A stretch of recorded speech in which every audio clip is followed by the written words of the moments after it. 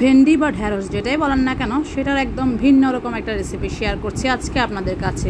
হয়তো অনেকের কাছে পরিচিত, আবার অনেকের কাছে নতুনও হতে পারে। তবে এটা বানানো যেমন সহজ, খেতে তেমনই সুস্বাদু। যেমন এমনি এমনি খাওয়া যায়, তেমনি আবার ভাতের সাথেও কিন্তু অনেক মজা করে খাওয়া যায়। দেখলেন তো, আমরা বানিয়ে নিয়ে মা ছেলে বসে গিয়েছি এমনি এমনি খাওয়ার জন্য। আরেকজন খাচ্ছে আমাদের পাশে বসে ভাত দিয়ে, সেটা আর শেয়ার করলাম না। তো যাই হোক, রেসিপিটা শুরু করি। প্রথমে আমি ভেন্ডি নিয়েছিলাম রান্নার জন্য, সেখান থেকে 8-10টা ভেন্ডি বেছে রেখে দিয়েছি, একটু বড় বড় সাইজের।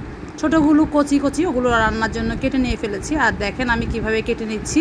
প্রথমে আগা মাথা ফেলে দিয়ে তারপরে এভাবে লম্বা করে কেটে আবার কেটে তারপরে 4 টুকরা, মোট 8 টুকরা করে নিয়েছি। চাইলে আরও চিকন চিকনও করা যাবে, একটাকে চাইলে 12 টুকরাও করা যাবে। তো আমি কোনোটা 8 টুকরা করেছি, কোনোটা আবার 12 টুকরা করেছি।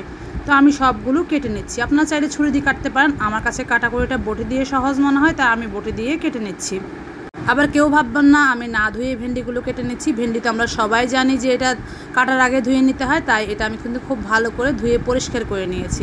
এখন আমি সবগুলো ভেন্ডি দেখেন কেটে নিয়েছি, কিছু চিকন কিছু একটু মোটা। তো সমস্যা নেই, এগুলো আমি যখন ভাজবো সিদ্ধ হতে বেশিক্ষণ সময় লাগবে না। ভেন্ডি তো এমনিতেও নরম সবজি, এটা একদম শুকনা শুকনা। এখন এটার মধ্যে আমি প্রয়োজন মতো যে রান্নায় ব্যবহার করা মশলাগুলো সব দিয়ে দিচ্ছি। লবণ, হলুদের গুঁড়া, মরিচের গুঁড়া, জিরা ধনিয়ার গুঁড়া, সব কিছু পরিমাণ মতো একটু একটু দিয়ে এরপরে দিয়ে দিচ্ছি বেসন। বেসন যদি হাতের কাছে না থাকে চালের গুঁড়োও দিতে পারেন, তবে আমি এটা বেসন দিয়ে করছি। আর যেহেতু ভেন্ডিগুলো একদম শুকনো ছিল, হাতে পানি নিয়ে একটু পানি ছিটা দিয়েছি।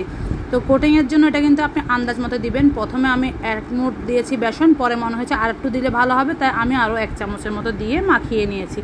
এটা কোনো রেস্টে রাখার দরকার নেই, কিচ্ছুর দরকার নেই, জাস্ট আপনি মাখাবেন আর ভেজে খেয়ে ফেলবেন। বাচ্চারা কিন্তু এরকম ভাজাভুজি ক্রিস্পি জিনিস অনেক পছন্দ করে খেতে, আমার বাচ্চারাও এর ব্যতিক্রম নয়। আমি সরিষার তেলে ভাজছি, কারণ আমি সয়াবিন তেলটা বাসায় রাখিও না খুব একটা, আর সয়াবিন তেলের ভাজাভুজি খাইও না। তো যেহেতু সরিষার তেল ফেনা উঠে যাচ্ছে, দেখতে পাচ্ছি না, তাই একটু তুলে তুলে দেখতে হচ্ছে।